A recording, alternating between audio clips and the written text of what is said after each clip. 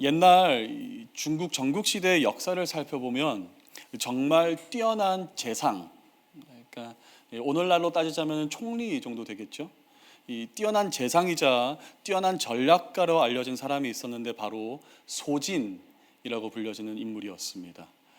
이 소진이 왜 그토록 뛰어난 재상이자 전략가로 칭송을 받았는가를 살펴보면 물론 여러 가지 이유가 있겠지만 그가 그저 훌륭히 국가 예산을 잘 다루고 부정부패 없이 엄격한 군율로 군을 잘 다스렸기 때문만은 절대 아니었습니다. 오히려 이 당시 중국 문헌을 살펴보면 이 소진이라고 불리우는 사람이 고평가된 것에는 전혀 다른 이유가 있었기 때문이다라고 말씀하는데요. 역사는 이 소진이라는 인물을 두고 이렇게 소개하고 있습니다. 소진은 화를 바꾸어 복이 되게 했고 실패한 것을 바꾸어 공이 되게 했다. 화를 바꾸어 복이 되게 하고 실패한 것을 바꾸어 공이 되게 했다. 다른 사람들은 화라고 지정한 것을 소진은 복으로 바꾸는 능력이 있었던 것이고요. 남들은 실패했어, 망했어, 더 이상 가능성이 없어 라고 판단한 것을 소진은 이를 자신의 이 성공으로 바꾸는 능력이 있었기 때문에 천하는 이 소진이라는 인물을 두고 그는 뛰어난 재상이었다, 뛰어난 전략가였다라고 칭송했던 것이며 이 찬사가 결국에는 오늘날에까지 이어져서 우리가 잘 알고 있는 사자성어 전화위복의 유래가 되었던 것입니다. 사실 저는 요셉의 이야기를 묵상하다 보면은 전화위복이라는 단어가 많이 생각납니다. 성경을 가만히 살펴보면 요셉은 절대 처음부터 그가 태어날 때부터 성숙한 사람은 아니었다라고 정확히 소개하면서 시작을 하고 있거든요. 저희가 함께 말씀을 좀 봤으면 좋겠습니다. 창세기 37장 2절 말씀인데 제가 한번 읽어볼게요. 야곱의 족보는 이러하니라. 요셉이 17세의 소년으로서 그의 형들과 함께 양을 칠 때에 그의 아버지의 아내들 비라와 실바의 아들들과 더불어 함께 있었더니 그가 그들의 잘못을 아버지에게 말하더라. 우리는 요셉의 이야기를 읽어 내려갈 때 요셉은 끊임없이 인내하며 끊임없이 믿음으로 하루하루를 버티다 못해 견뎌내는 이 요셉의 성숙함에 감탄하곤 하지만 성경은 분명히 짚고 넘어가는 것이 요셉은 절대 처음부터 그런 사람이 아니었음을 강조하는 것입니다. 성경은 요셉 또한 처음에는 이 자신의 마음에 들지 않는 형들을 이해하거나 품지 못하고 그저 아버지에게 이렇게 쪼르르 달려가서 고자질하는 철없는 17살의 소년으로만 소개할 뿐인데 여러분 생각해 봤으면 좋겠습니다. 17살이 성숙해봤자 얼마나 성숙했겠습니까? 근데 이후 성경이 요셉의 이야기를 풀어나가는 것을 보면 그냥 성경의 한 사람의 인생을 대충 건성으로 풀어나가는 것이 아닌 반대로 성경은 요셉의 이야기를 할 때 아주 정확한 목적을 가지고 아주 섬세하게 그의 일생의 이야기를 풀어나가더라는 것입니다. 형님들에게 버림을 당하면서 보디발의 아내에게 모략을 당하고 감옥에서 배신도 당해보고 잠시 성공했다가 바로 나락으로 떨어져 절망을 헤매는 그런 비참한 인생을 겪게 되지만 성경은 사람이 성화하는 과정, 이 성숙해 되는 과정을 두고 어떤 한 번의 계기로 단번에 성숙한 자로 바뀌는 것이 아닌 수많은 폭풍을 거치고 배신도 한두 번 당해보고 마치 골고다 언덕을 오르는 죽음의 시련을 한 번씩 지나야만 비로소 믿음의 한 사람이 태어나게 됨을, 비로소 한 명의 하나님의 사람이 만들어지게 되는 것임을 요셉의 일생을 통해 성경은 그 독자들에게 전달하고자 했던 것입니다.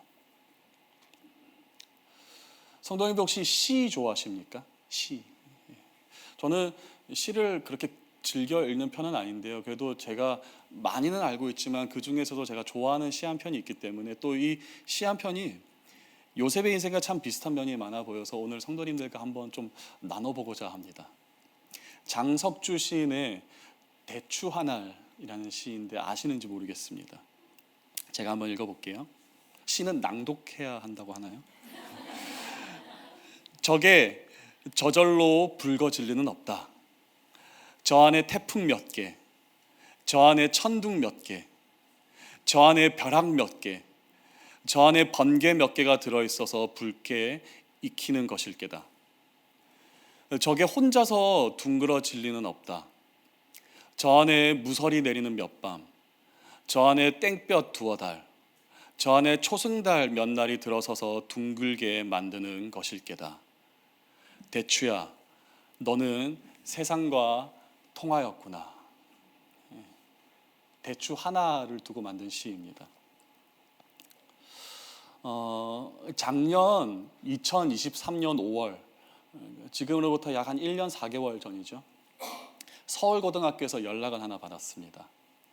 곧 강당 공사를 시작할 예정인데 교회에서는 이 공사를 어떻게 하면 좋을지, 무엇을 좀 어떻게 고치면 좋을지 제안서를 넣어달라는 요청이었습니다.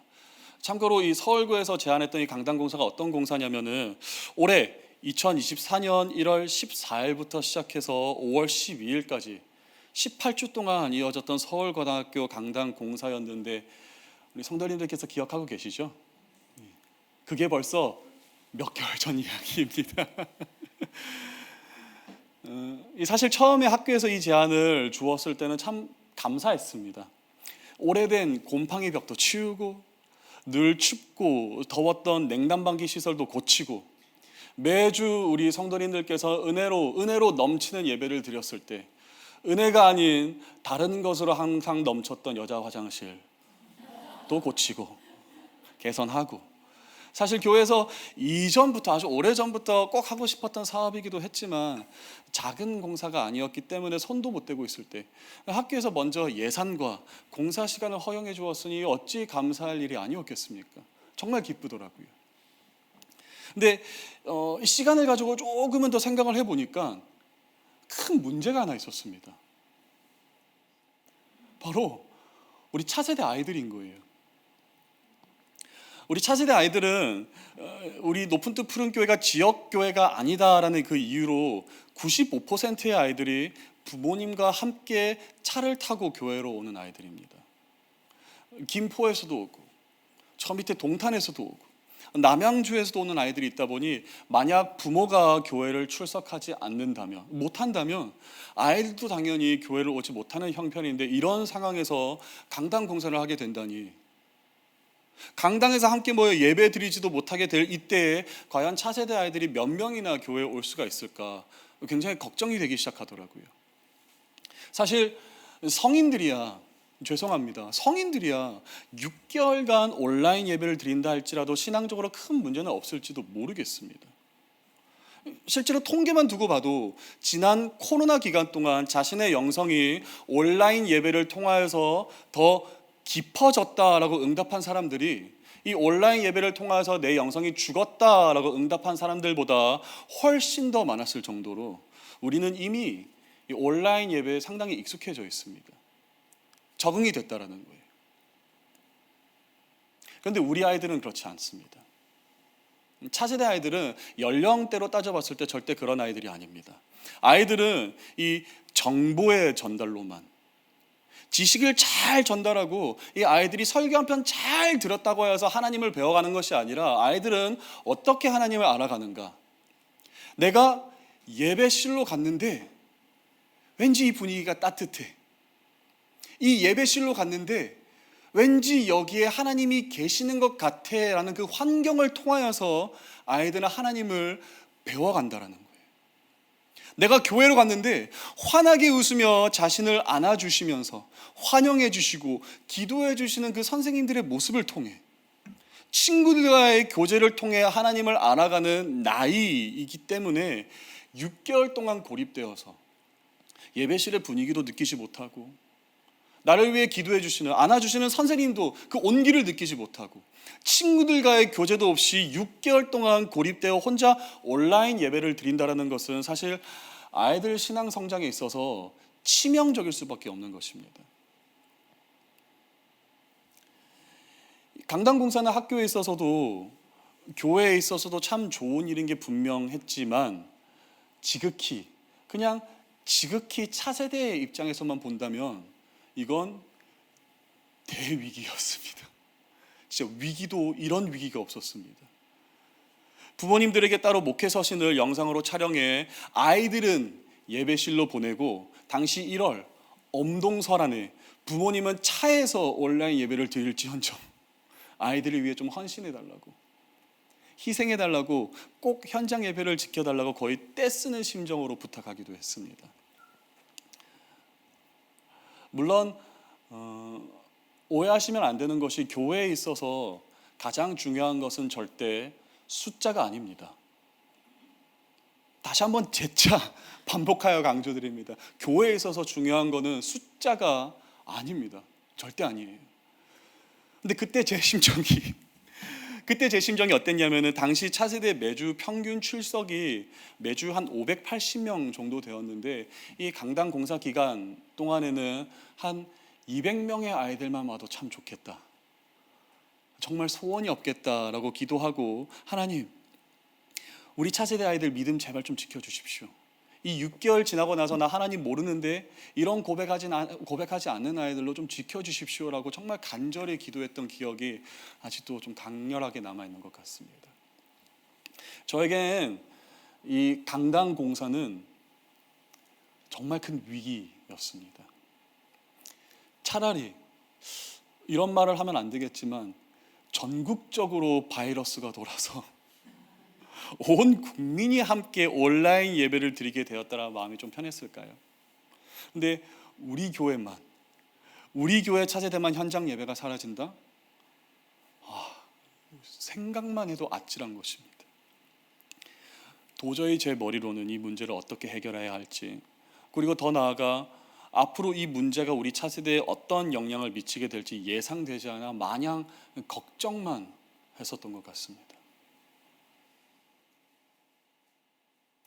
여러분, 강당공사 18주 동안 차세대 평균 출석이 몇 명이었는지 아십니까? 작년 2023년 차세대 평균 출석 통계가 1년을 저희가 평균 내었을 때 출석 통계가 574명이었거든요. 574명. 근데 강당공사 기간 18주 동안 집계된 차세대 평균 출석은 설날 빼고 603명이었습니다.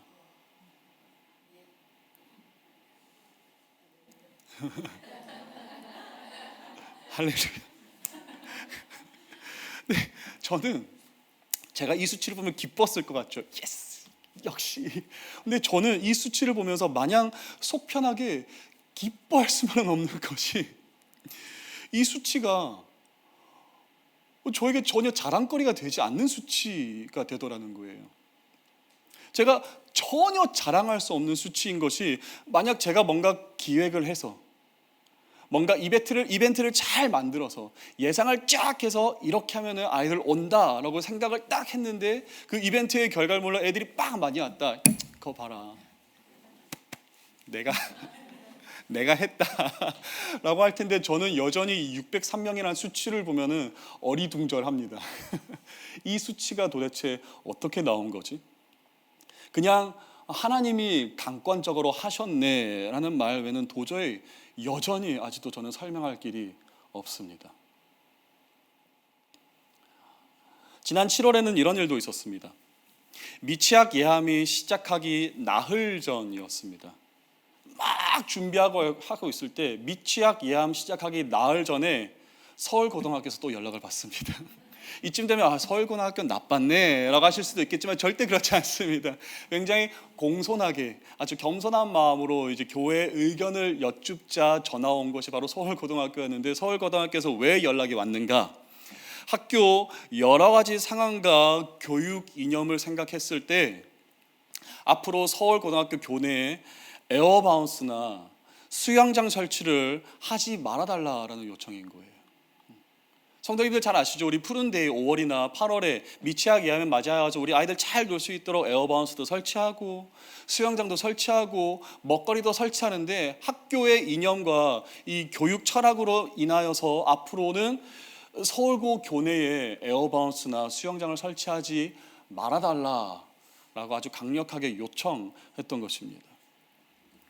저희는 나흘 후에 있을 예암을 위해 에어바운스와 수영장을 다 이미 빌려둔 상태였고, 계약금도 다 지불하고 성도님들에게도 다 광고가 나간 상태였는데, 갑자기 이런 경우가 어디 있냐면, 거의 싹싹싹 빌들 그러면은 내년부터 안 할 테니까 올해는 여기까지 준비는 좀 하게 해달라, 올해까지만 하고 마지막으로 할 테니 내년부터는 안 하겠다라고 좀 간곡하게 부탁까지 했는데, 이마저도 허용되지 않았습니다. 우리 아이들이 이 암을 얼마나 기대하고 고대하는지를 잘 알고 있었기에 이 갑작스러운 결정을 들었을 땐 정말 제 가슴이 발가락까지 철렁 깔아앉는 그런 기분이더라고요. 망했네, 우리 애들이 이제 어떻게 하나. 근데 여러분, 올해 2024년 예암 어땠는지 아십니까? 그 어느 때보다 은혜와 즐거움이 넘치는 예암이었습니다.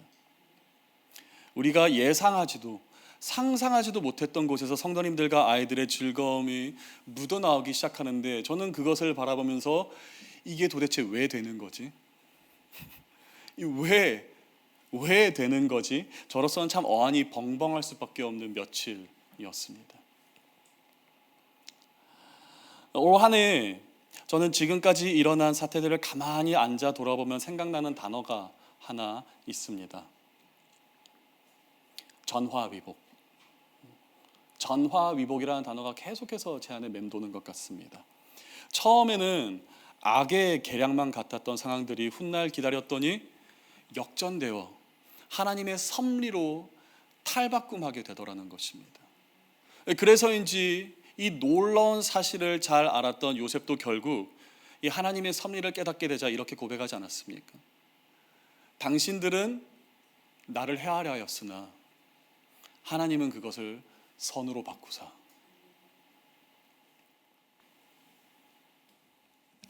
하나님은 왜 악함마저 그의 섭리로 변화시키시고, 하나님은 왜 사람에게서 받은 상처마저 그의 선으로 사용하실까요?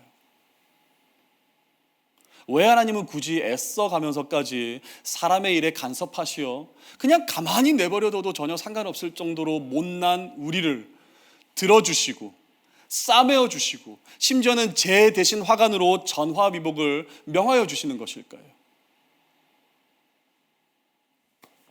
오늘날 저희가 교육자 회의를 하고 있을 때였는데요, 서울고등학교 강당공사의 이야기와 미취학 예암의 이야기를 하면서 저희 담임 목사님이 기도하다가 저희 교육자들 앞에 두고 이렇게 말씀을 하시더라고요. 나는 요즘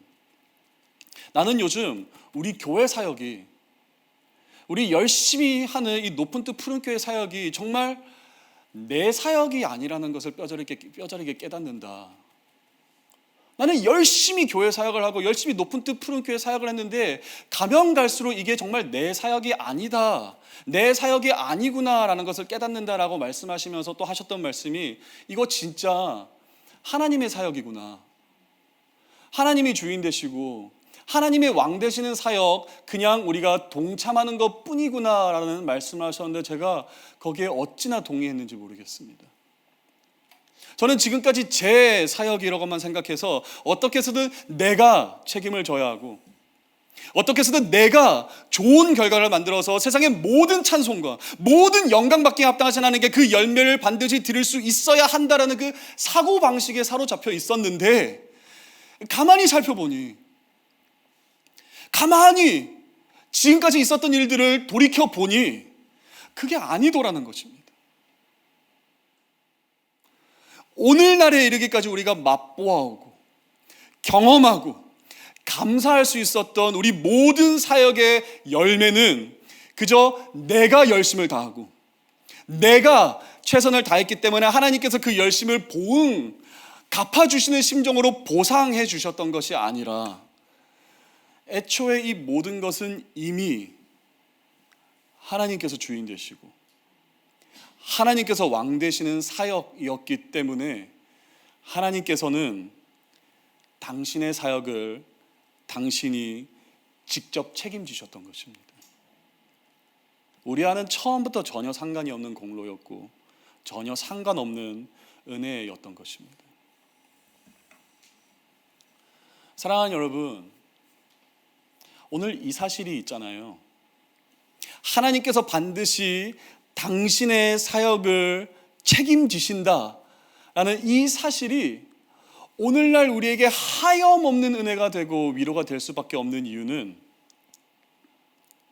비록 초라하고 보잘것없는 볼품없는 우리 인생일지라도 하나님은 그런 작디 작은 인생을 바라보시면서 하시는 말씀, 너의 인생 또한 나의 소중한 사역이다 라고 말씀해 주시기 때문입니다. 우리의 인생 또한, 우리는 교회의 사역만, 아주 훌륭한 선교 사역만, 그것만이 하나님의 사역이지 라고 생각할 때가 많지만 그렇지 않다라는 것입니다. 볼품없고 초라한 그 누구에게도 자랑거리가 되지 않는 우리의 인생 또한 하나님께서 바라보시면서 너의 그 작은 인생 내가 주인 될 거야, 나의 사역이야 라고 말씀해 주시기 때문이라는 것입니다. 요셉의 인생도 하나님의 사역이었습니다. 비록 그의 형들이 자신을 버려 배신을 당하고 억울함까지 당해 모든 자존감과 소망을 박탈당했을지라도 하나님은 여전히 요셉의 인생을 기억하시고 그 모든 것을 선으로 바꾸어 주셨던 이유는 요셉의 인생 또한 하나님에게 있어서 절대 포기할 수 없는 자신의 사역이었기 때문입니다. 그리고 하나님은 반드시 그의 사역을 완성하는 분이십니다. 하나님은 반드시 그의 사역을 이루시는 분이시며 반드시 그의 사역을 성취하는 분이십니다. 그래서 이를 잘 알았던 이사야 선지자는 그의 전능하심 앞에서 이렇게 고백합니다.